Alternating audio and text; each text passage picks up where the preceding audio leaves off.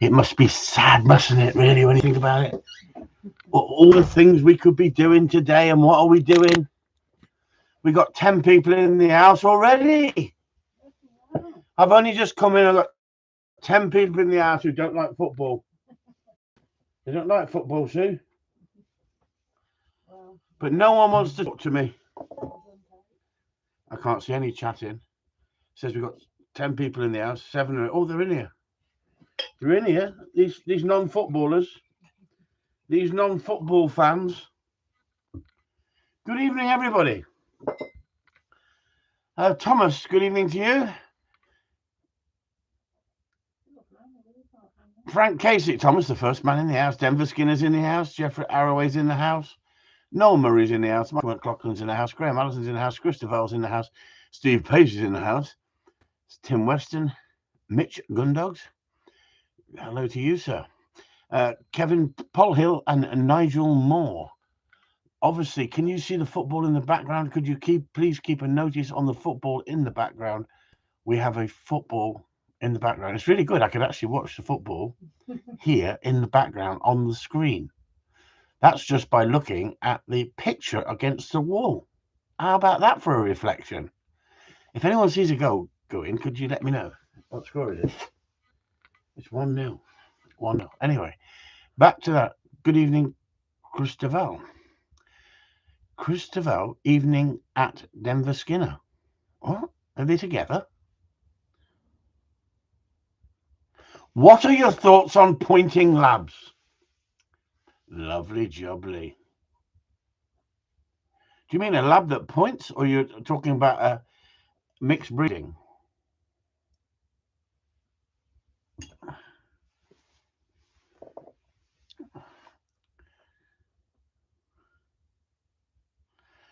Think Woodworking. Hello, Chris, back for the third instalment, Sue. Yeah. What's the third instalment? 3 times a year. Eh? 3 times a year? I think it's the third time he's been in. Oh, third time in. Hey, look at this. Something must be happening. No, labs that are bred to point. Labs that are bred to point. There you go. Don't know much about them, to be honest. Do you mean, how are they bred to point, or are they trained to point? When you say they're bred to point, give me more information, please. Honestly, only in America, eh? Hey, Mitch? Only in America. Pointing Labradors. Okay. I can see you all again now. No, labs that are bred to point. Look at that, eh? Bred to point.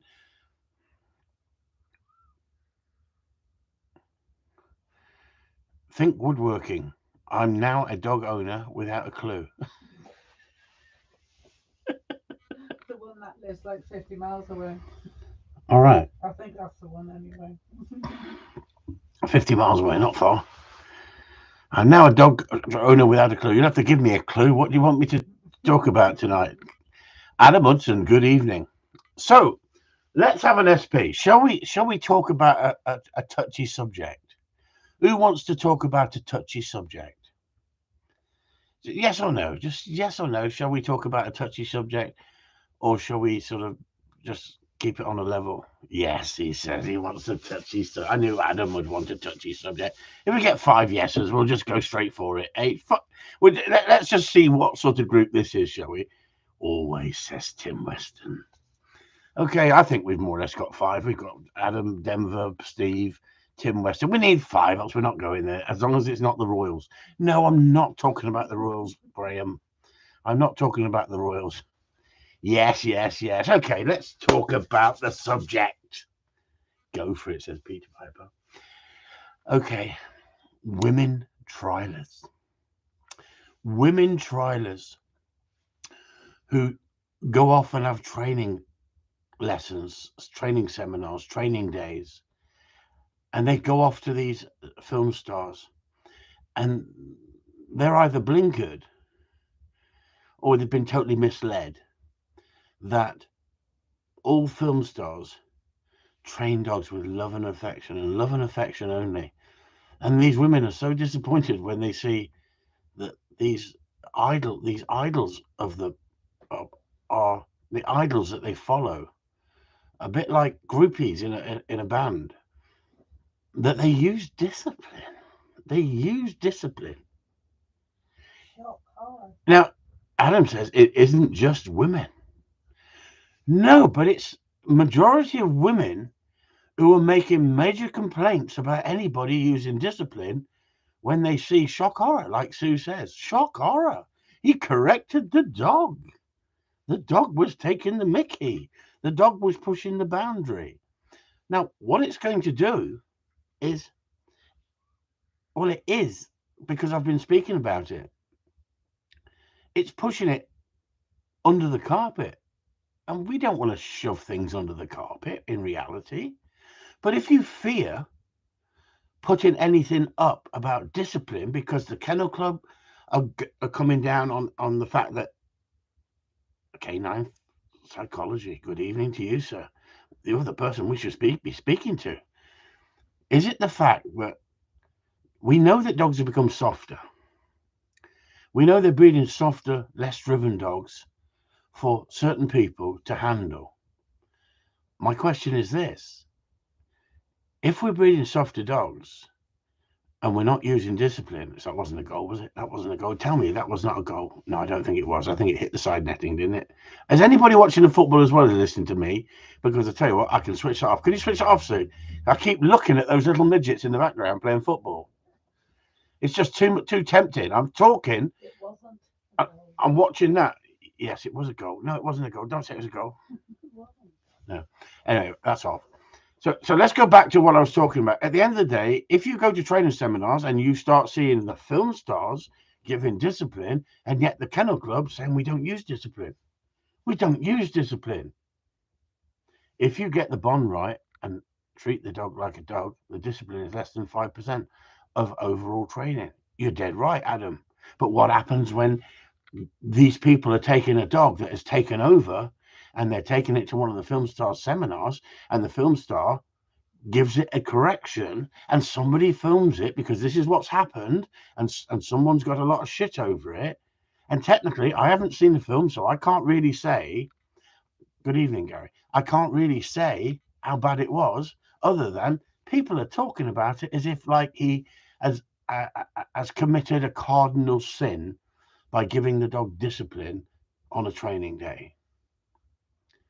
But they've only got themselves to blame, haven't they? Because for years and years and years, everybody knows we give discipline.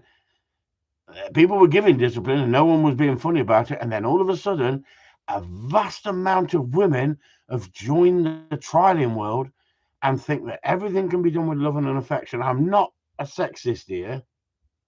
Did they run out of cheese, says Steve. 2-0, says Michael.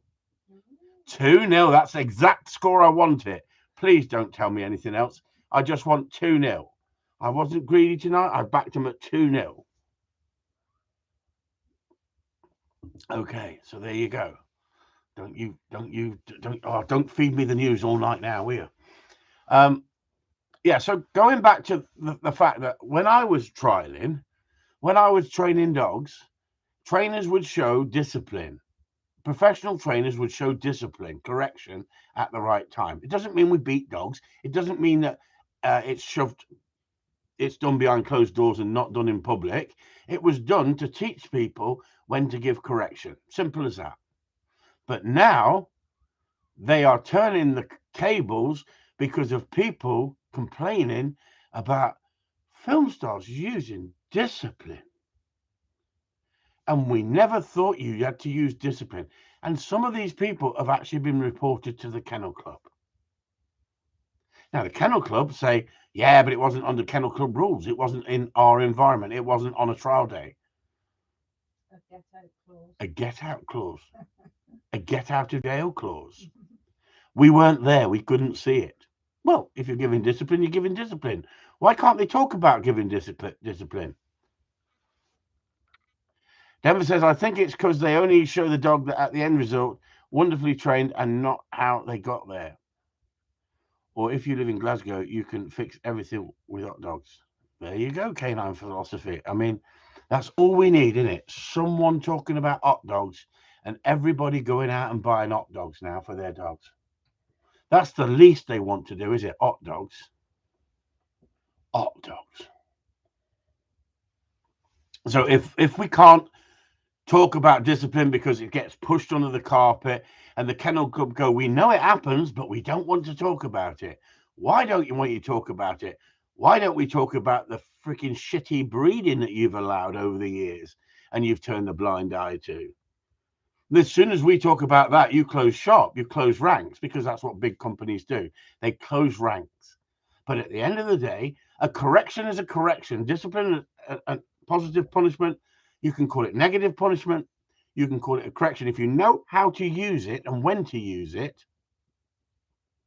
when to use it, then you've got a better understanding and a better skill set. If you're just pushed away from it and told anybody who uses discipline is outdated, barbaric, dinosaur. Michael McLaughlin says, can't understand why they hide it with so many cameras about. It will always come out. Of course it will, Michael. It will always come out. But we were talking about this in the week. Wouldn't it be wonderful if you could go to trials with a GoPro? With the technology we got now, you can go to trials with a GoPro. Do you know you can buy Ray-Bans with a little camera in there and a little camera in there? And I showed Sue today or yesterday these Ray-Bans. She went into freaking shock. She went, why would you want cameras in your glasses?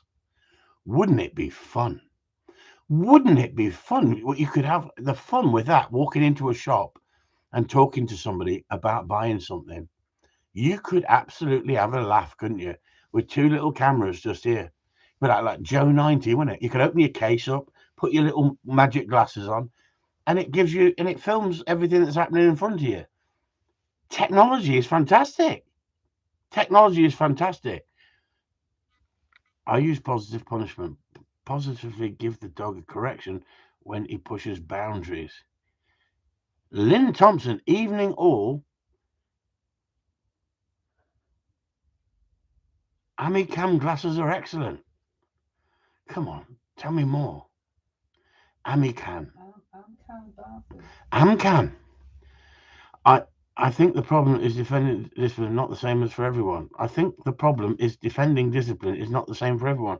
Well, if we don't talk about these subjects, then everybody who doesn't use discipline automatically thinks we're all evil because we use discipline.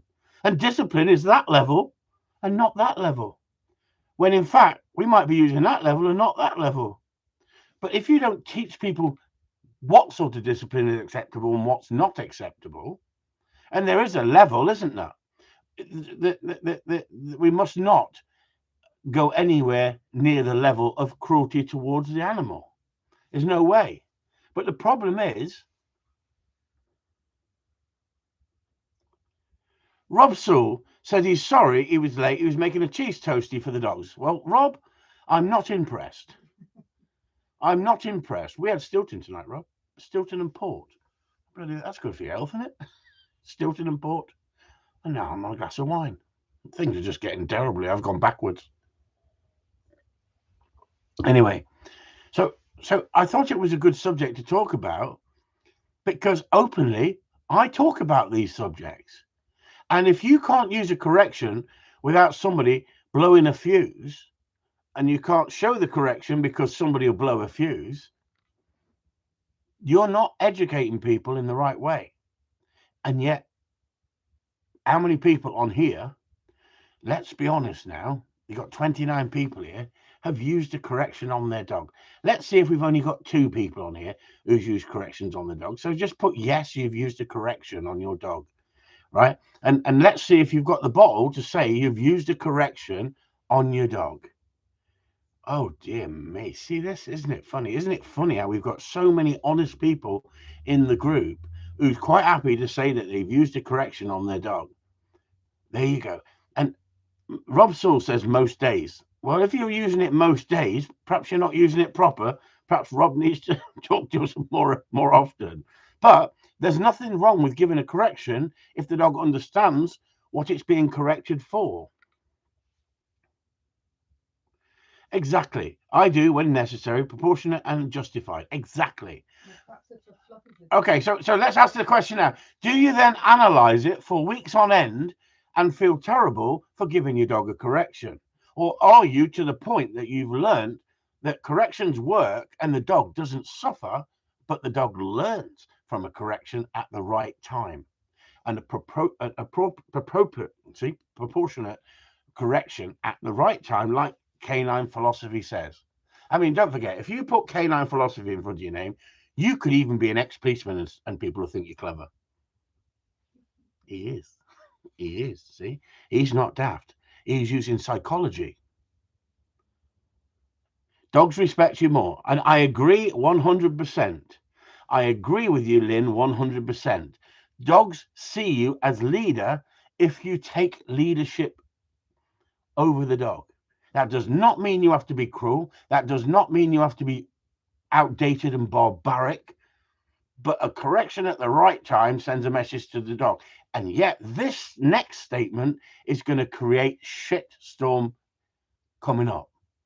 If you don't use enough correction at the right time, you can create a bigger problem than giving the dog a correction at the right time to the level it needs. But how do people know what correction and when to go to that correction, when to be firm, when to be fair, if nobody is teaching it out there because everybody is shit scared of the consequences of the PC group? Did you see that e-collar pick, that collar I put up and said with the comments about the woman saying it was an e-collar, it was barbaric and that? It was a bark collar. It was a bark collar. She'd lost the argument before she started. It was a bark collar. It wasn't an e-collar. It was a bark collar. Now, at the end of the day, I don't use bark collars. Simple as that. That's my preference. If I don't want to use a bark collar, I don't use a bark collar. But I got a reason why I don't use a bark collar. And I could tell you why. At the end of the day, if you don't try these things, how do you know they work or they don't work? At the end of the day, if a dog is making a noise close to me, I want to give the dog a negative to stop that noise. I'm not going to feed the dog cheese. I'm not going to flood it with food so it's so obsessed at looking at me that it's not going to bark. Right? I want to stop a behavior. I use a punisher if it's an unwanted behavior. Now, people who talk about these subjects get told that they're cavemen, that they're old-fashioned, that we've moved on, and we don't train that way anymore. Well, ask the simple question: why are there so many fucked up dogs and fucked up people out there with dogs? And kids' faces being ripped off. And Sue's getting involved now. Kids' faces being ripped off. Unbelievable, isn't it? Coyle think would work. He's tried the hand in the mouth, but Teddy, he thinks likes it because the shit is still biting. Little bugger. Well, it's dead simple then, isn't it? Think woodworking. I've tried the hand in the mouth, and I think Teddy likes it because the shit's still biting. Guess what, woodworker? This is a fine subject to talk about. You're not doing it firm enough. And that's the difference between knowing how to give a punisher, when to give a punisher. And if we don't talk about it because we're scared of the peer pressure of the freaking idiots out there who keep telling everybody you can train everything with love and affection, I can tell you with my expertise, that's what I thought exactly. And that's why it's so important to talk about these subjects when you give a punisher.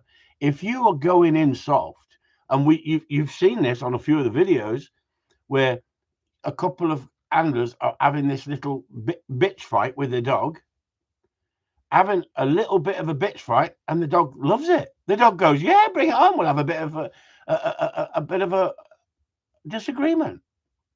You have to send enough, but at the end of the day, it's about education.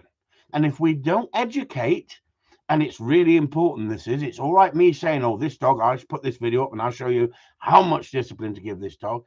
Each dog is different.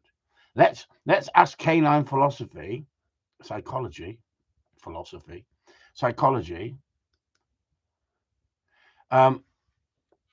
Those who scream the loudest about punishment are the ones with the shittiest dogs. Exactly. But let's ask this question to K9 himself. In your previous life's job as a officer of the law, can you say that in Scotland? Officer of the law, did you have situations where you had to confront some people firmer than others? Now we're listening to the officer of the law. Did you, in your previous life, your previous job, not your previous life, because that was the same life, but is when you used to dress up in uniform. I think he still does dress up in uniform. I think he likes uniform. But did you find that each person, on some occasions, you had to step it up and show dominance, and others you didn't need to because they respected you straight away and didn't want to push the boundaries?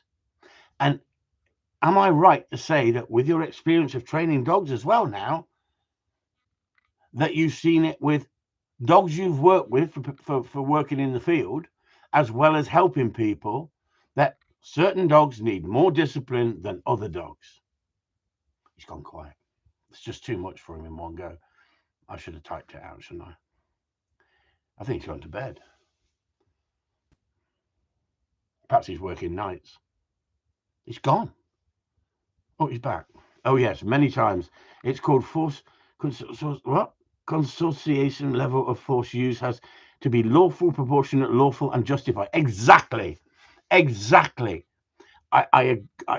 thank you, Michael, for that. I agree 100%. At certain times in his job, he had to step it up and be proportionate, but to the level that he got the desired effect. As simple as that. Because you put yourself in a dangerous situation. And if you allow a dog to take over, then the dog will push boundaries.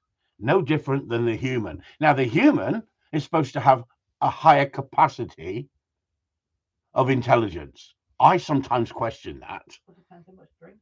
I sometimes think the dogs are cleverer than the humans at outthinking them, at working them out and playing them.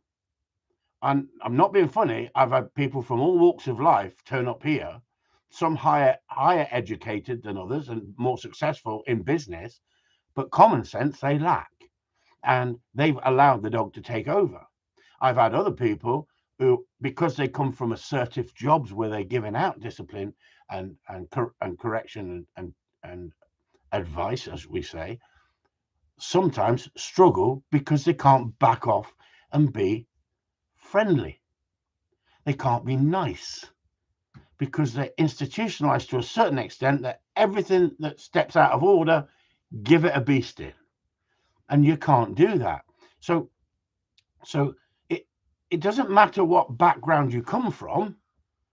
It depends how you think and analyze and work out how to train a dog. And I've had some very small women here who can control a dog beautifully with kindness, but assertiveness when they need to. Now, that's the sort of girl I'm looking for. So if there's anybody out there who can be loving, caring, but assertive at the right moment, please drop me a line, give us your telephone number. Because Sue's getting fed up with me. We've been Christmas shopping twice this week. Sue's getting fed up with me. I try to be assertive and say that's enough Christmas shopping. But thank Christ, Sue's exactly the same as me about Christmas shopping. Oh, God, we've got to go Christmas shopping. Thank Christ. I know she can't make up a freaking mind. She goes back to the same shop 7 times, looks at it. What do you think? What do you think? I just go, yeah, that's lovely. That's lovely. Because I'm scared to say, no, that might not be right. But isn't it wonderful that we can go shopping together? I see, although I can be direct and people think I'm a sexist, I'm a bloody modern man, really, aren't I? Because I bet none of you, come on, own up, guys. Who goes shopping with the wife for Christmas shopping? No. Come on, let's just see the boys in the house, or the girls in the house. Does your husband go shopping with you? Look at Steve Pace straight in there. He's a man's man. See, there's Denver. Look at Denver. Look at Graham Hanson. No, look, not a chance. Come on, come on. I mean, I'm just a modern man, aren't I, when you think about I'm it? still lucky, you know. Hey, isn't she lucky, guys? Isn't she lucky? Girls and guys, isn't she lucky? Look at this. Not likely, says Lynn. Not on your Nelly, says Nigel Moore. Well, isn't it funny, isn't it? I'm such a modern man. I do, but friggin' hate it. This is it, Michael. This is it. I'd rather poke my eyes up with sharp pencils to keep the peace. Who said that, Chris? Christabel. I knew it would be Chris. I knew it would be Chris. He's just too nice, isn't he? He's just too nice. I'm going to share that, Steve. I'm sorry. I'm sorry, Steve. I'm sharing it. Oh, dear me. I'd rather boil Lance on my arse. Yeah, so when you think about it, although I can be critical, I can be outspoken, I'm a modern man, aren't I? You know, I've even been known to hold her hand, so I don't lose her in the frigging shop. I buy you lunch. She buys me lunch. See that? She buys me lunch. Well, I can have a drink. But the funniest thing is, I've told a few people on the last feed, my watch strap broke on me Amiga, so I've had to send away for a new watch strap.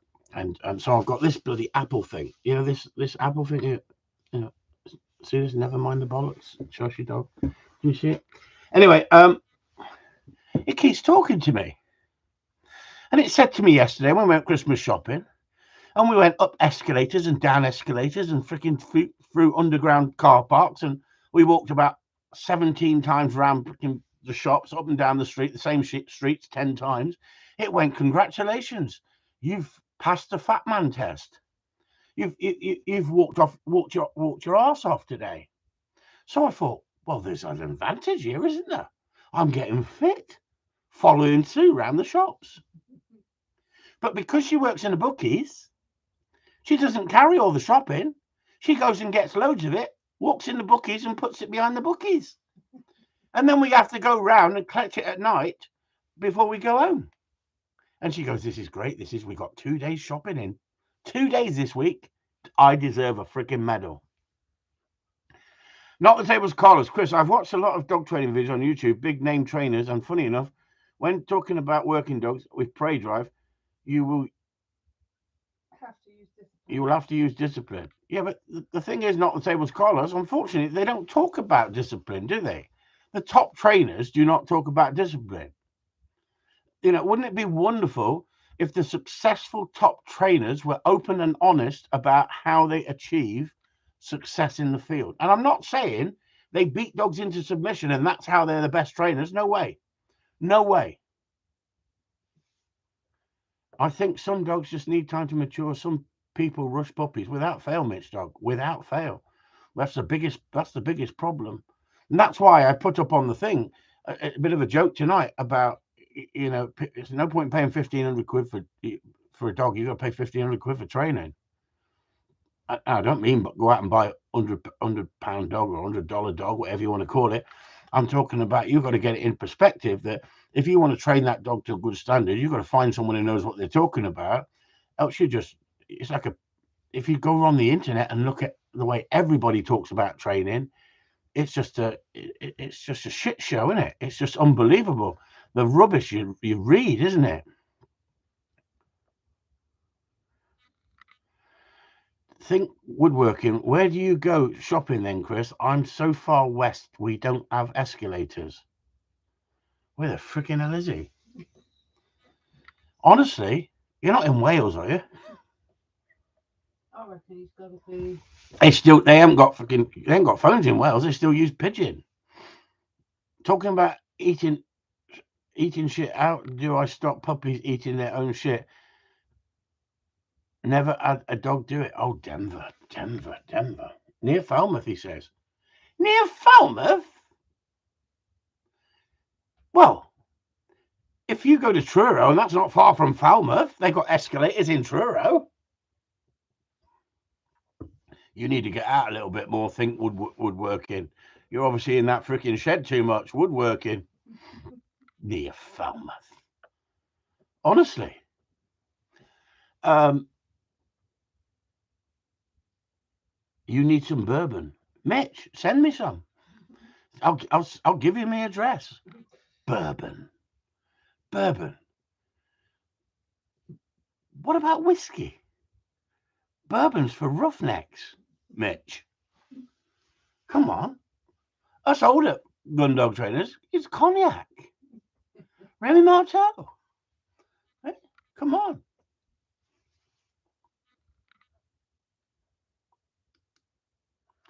Denver, did you get that message? Did you get that little bit of help there? Think woodworking, thinking outside the box there, look. Pick up the shit. Denver, young dogs will pick up shit if you allow it. If you can give the dogs a negative, they'll stop picking up shit.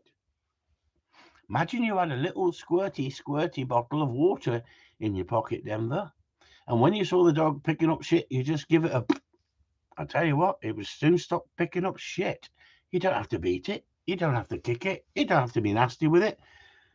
You have to give it a negative. But what negative? Oh, what about a rattle can? What about a rattle can? Dog goes towards the shit. Rattle can. What is a rattle can? It's a little Coke bottle filled up with pebbles. Shake it. It's going to startle the dog. Every time the dog goes to eat shit, shake the rattle can. Because you don't want to get it wet this time of year if it's freezing.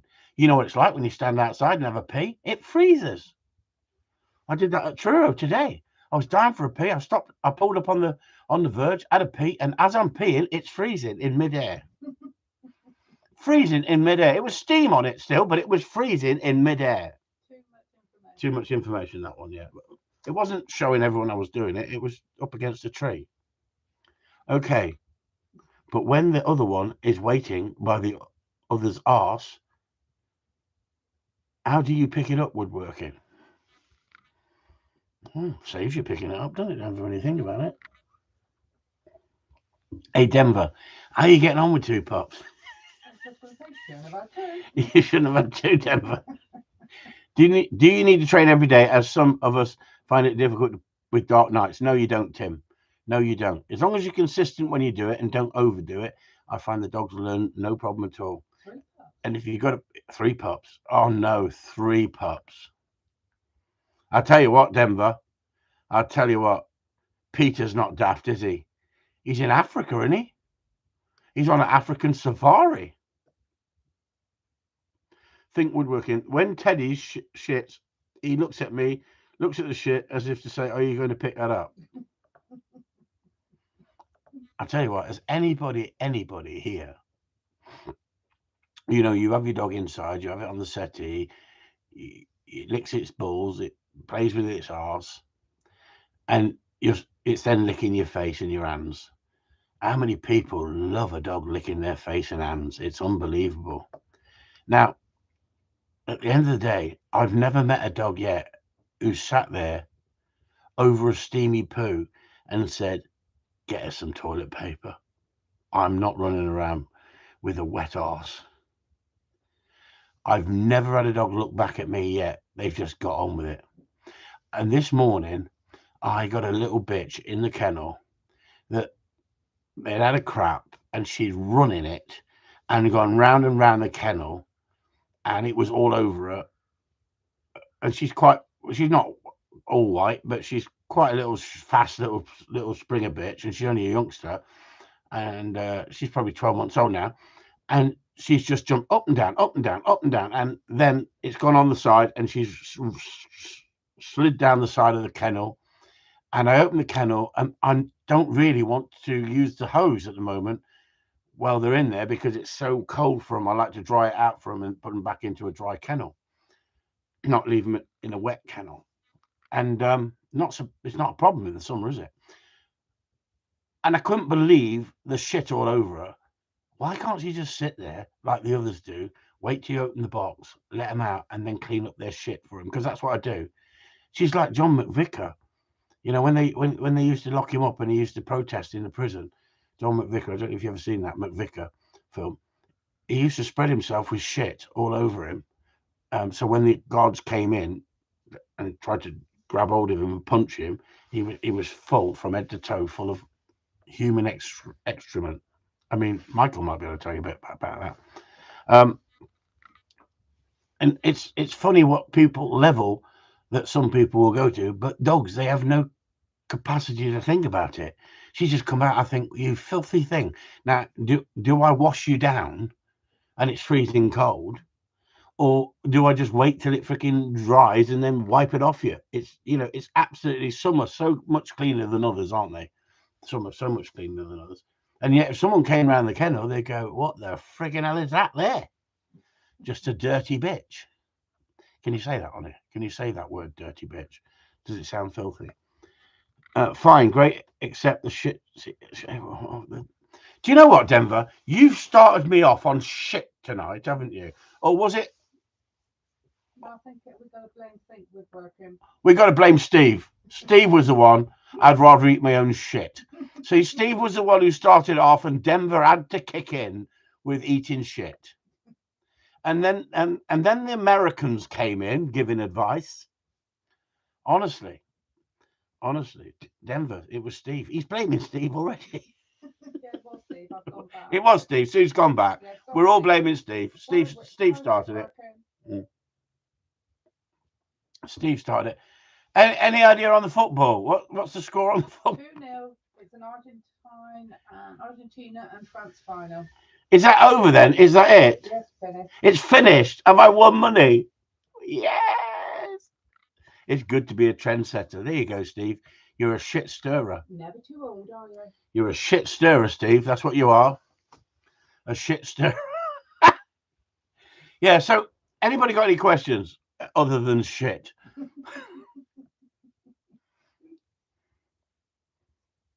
It's funny with dogs. I get it on the odd occasion that the dog will sit there and eat shit. But if I catch it right once or twice, it don't eat shit. As simple as that. Come on then, Rob. Crack on. You got a question, Rob? Come on then. Not just yes. Or was that the football? When is the next training day? When would you like one, Rob? Because I'm up and running at the moment. Be a good time to have one at the moment, wouldn't it? Hey, let's all meet in Scotland. You all better have 4x4s.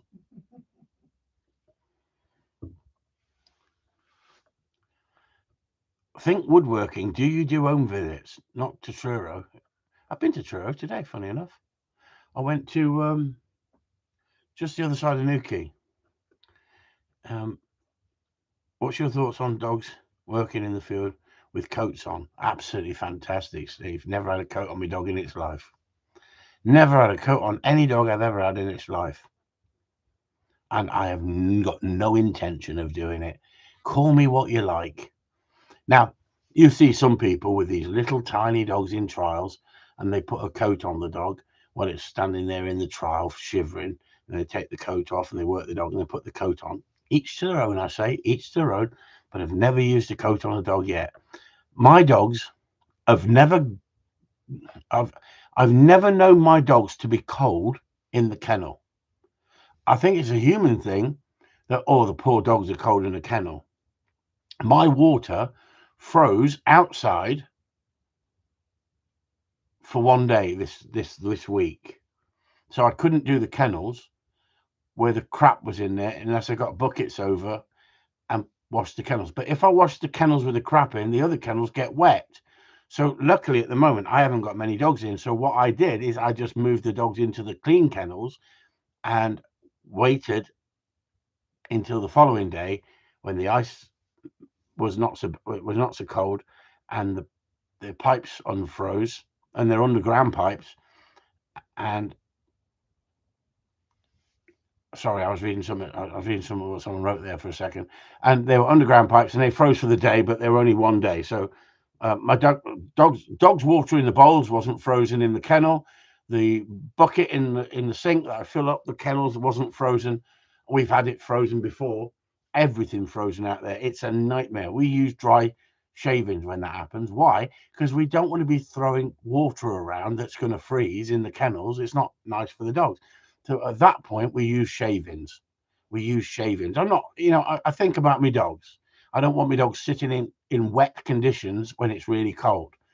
I don't mind it being cold but they're dry, and I don't mind it being cold because on my kennel roof, the insulation is that thick, the kennel roof. So we've got an ordinary roof, and then we've got insulation roof that thick, the same as what they put on the top of houses. Dead expensive, but I got it as a job lot from a place they were pulling down. And so I put those sheets up on the roof. When you walk into my kennels, with the body heat of the dogs in the kennels, I don't need heating on in the kennels. The Kennel Club said, if you want to become a registered Kennel Club breeder, you have to run your kennels at a certain temperature all the time for the dogs. Well, at the moment, it's costing you a packet if you're having to put heating on in the kennels full time for the dogs. If your dogs are used to the cold, look at Eskimos dogs. Have you ever watched an Eskimo program where the dogs are inside a kennel and they've got heating on in the kennel? No, they dig a hole in the ground and just curl up in a ball, and my dogs curl up in a ball, and as long as you haven't got draft in the kennel and they've got somewhere to get out the draft, I don't have a problem with that. And I think people are so mamby-pamby when it comes to what my dog's got to have. But my answer is this: you've got to do what you feel fit for your dog.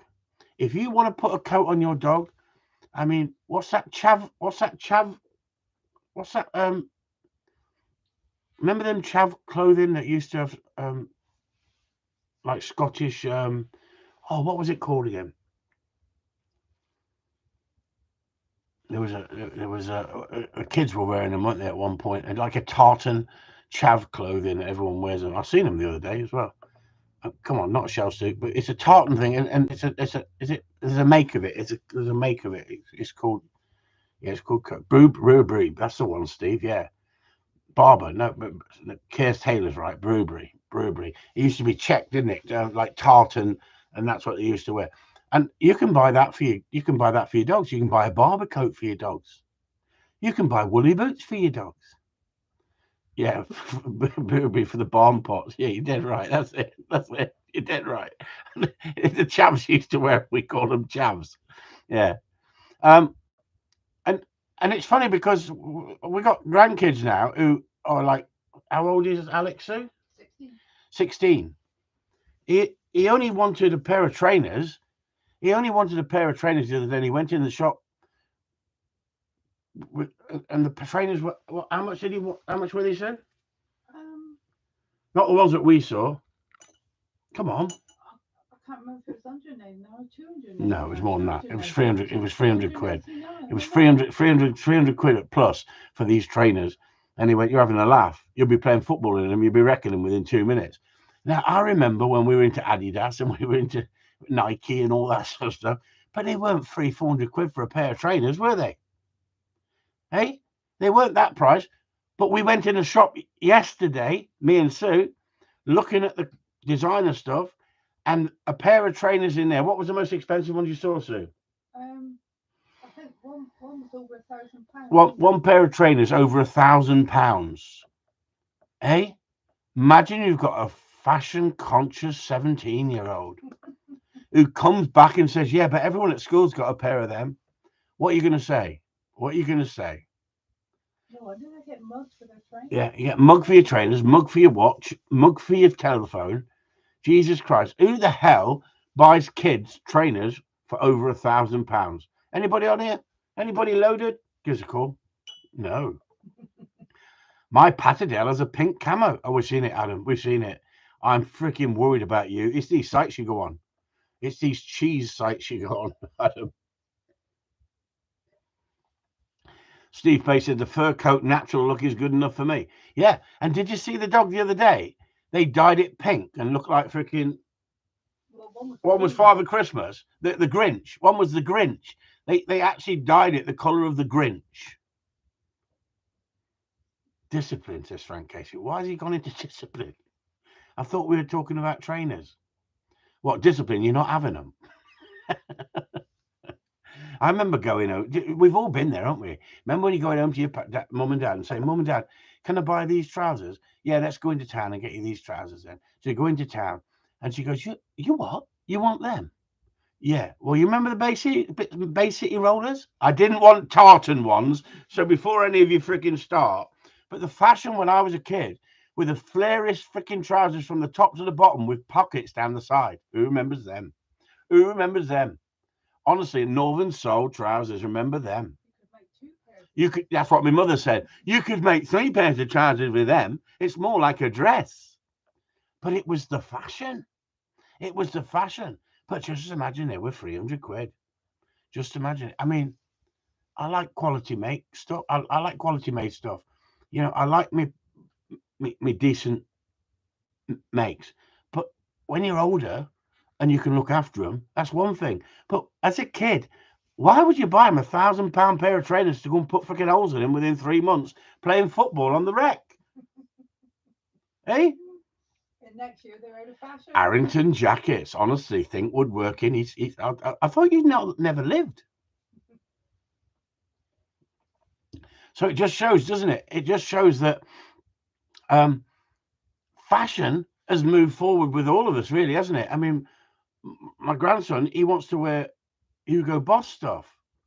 Well, I was buying that when I had the record shops and I was earning good money. But a youngster at 18 wanting, you know, a £150 jumper, you know, £200 top. Freaking unbelievable, isn't it? Former life, he says, former life. Arrington jacket, look at that. Because society is all into materialism. This is it. Not the table scholars, this is it. I mean, a pair of camo trousers, you can't go wrong, can you? If everything's green, you won't be seen. But I understand. Is it peer pressure?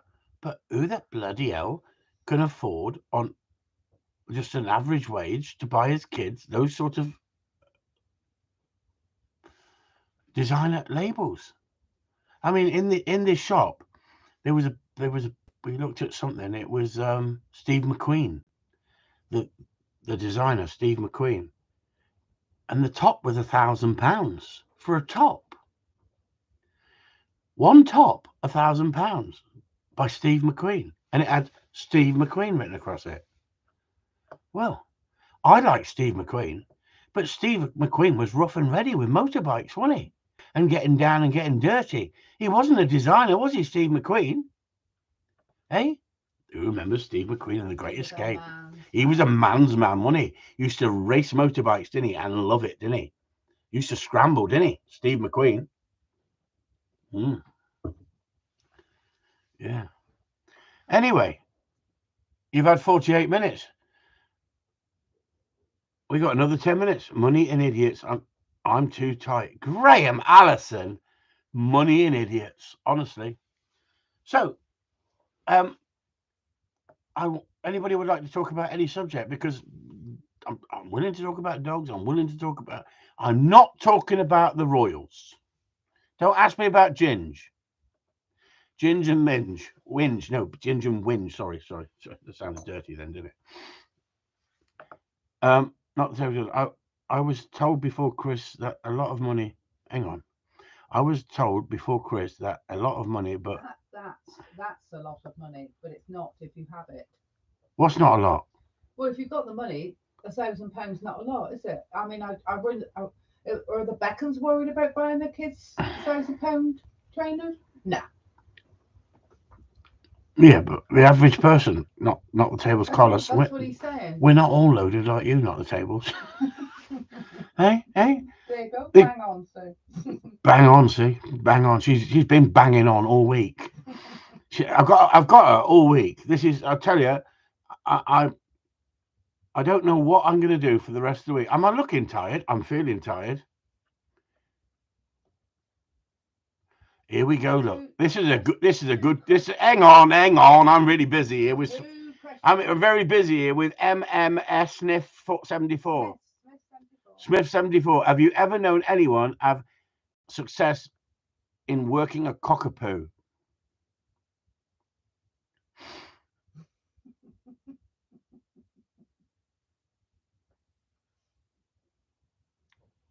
No comment. No, I have not. No, I don't really hang around with them sort of people. No, I got nothing. If anyone who got a cockapoo, I got nothing against somebody having a cockapoo. But every time I see a cockapoo, I think of a gay boy with a cockapoo. Now, that's what happens every time I think about cockapoo. Some gay boy with a cockapoo, and I don't really hang around in them circles. Nothing having a go at them. If that's what you want, I'm not having a go. I'm not having a go. But no comment. No comment. I'm trying to silence this golden says Steve Pace. I'm trying to keep. I just perhaps should have stayed silent, shouldn't I? I should shut up, should I? Back to shit already. Cockapoo. Oh no, sorry, mate. I don't mean to laugh. Sorry. Have you gone out, Rob, and bought one? Oh no, Chris said he loves a cockapoo. Rob said he loves a cockapoo. Sniff. Oh, Smithy 74. Is that Smithy from sharing a car? What's his name? What's that fat bloke, the comedian suit, Smithy? Oh no. Smithy74 says, I have terrible allergies to spaniels, but my gamekeeper's cocker is having pups. Thinking about trying one out on the beaten line. Absolutely fantastic in the house. They're supposed to not give you any fucking bad airs in the house, aren't they? That's why they're supposed to have bred them.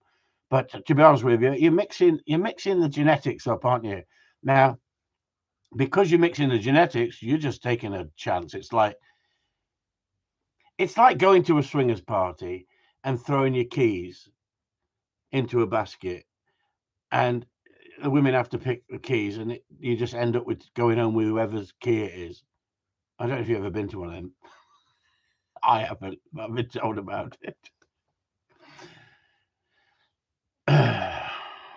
Sue threw her keys into it.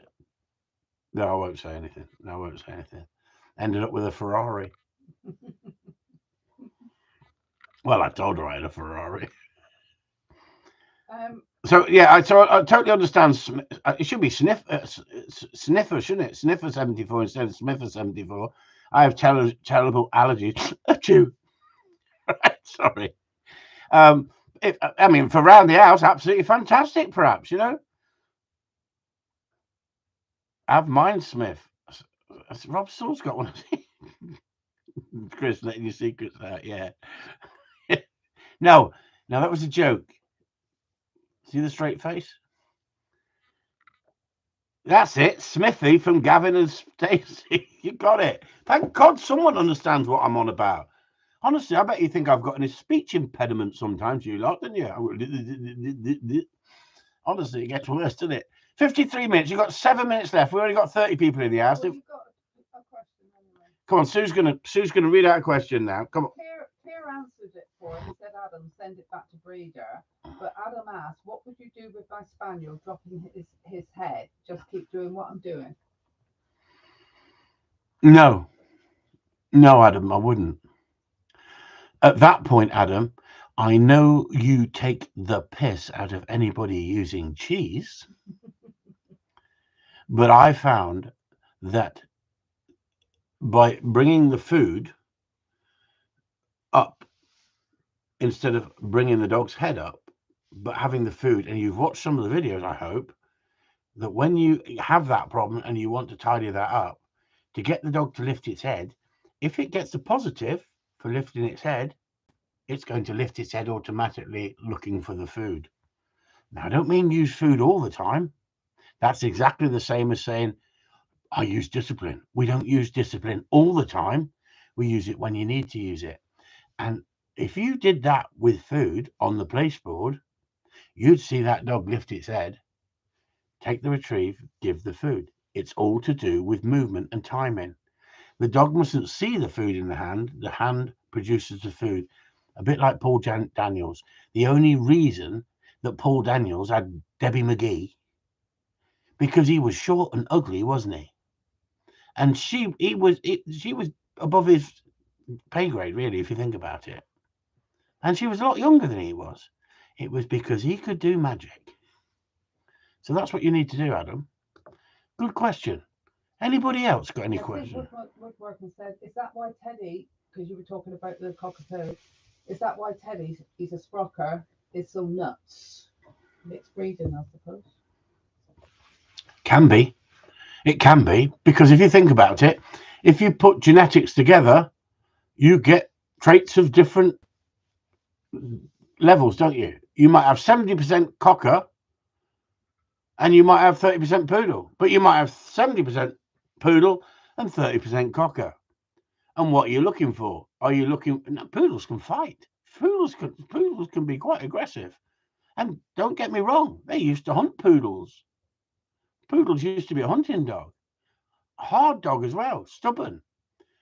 But you're messing with genetics, and if you mess with genetics, look what happened to Ginge. Who said we weren't going to talk about the Royals? There's another question as well.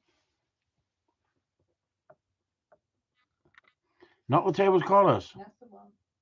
On have to show the dog down. Above. Fuck, you know what's going on here. I'm going to do the bottom bit first. I'm going to try and work this one out without looking at the time. On have to slow the dog down. Hang on, okay. Chris, what's your advice on a dog that's obsessed with the ball? Fantastic. I love a dog obsessed by the ball.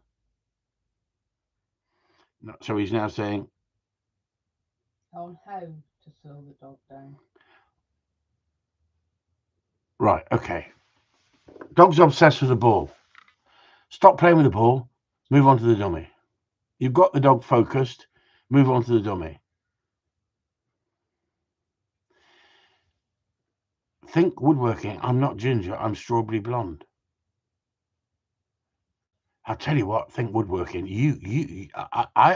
My imagination is running away with me. I've never met a bloke who says I'm not ginger. I'm strawberry blonde.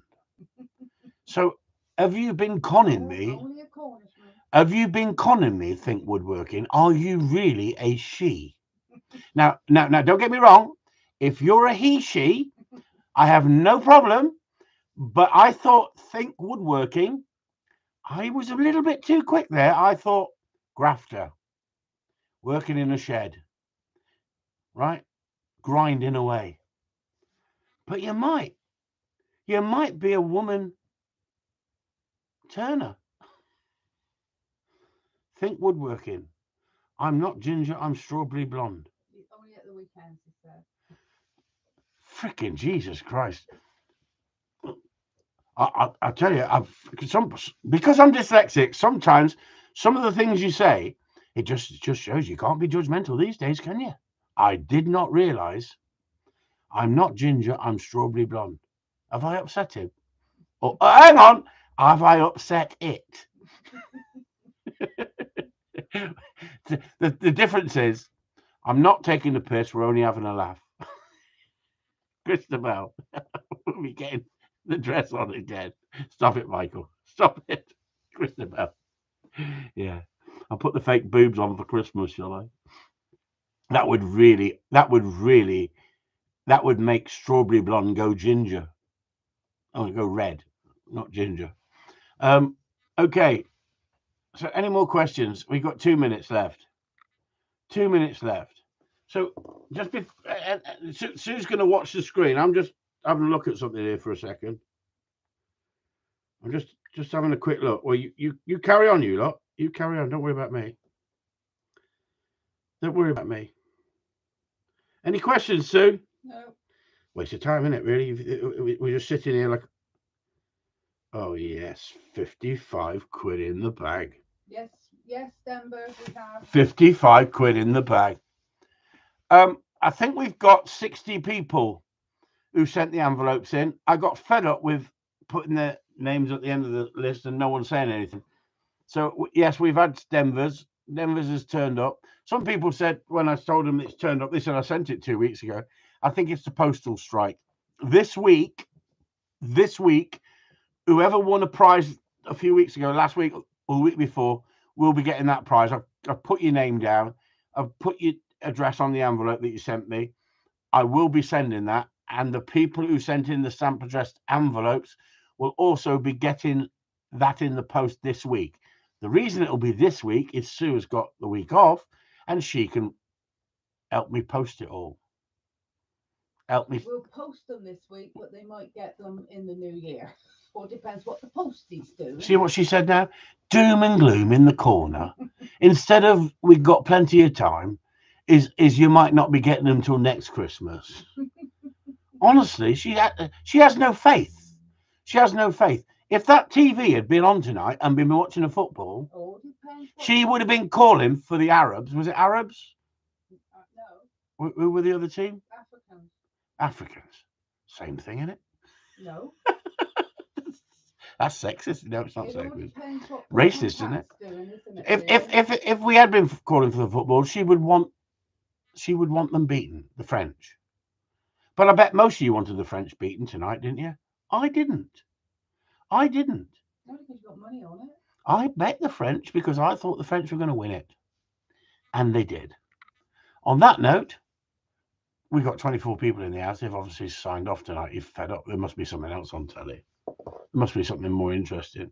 So thanks everyone for tuning in, and hope you enjoyed the ramble. And stay warm. If any of you are going out without dog coats on your dogs at the moment, you're bloody cruel. You're bloody cruel. And anybody who's got a cockapoo, they're magic.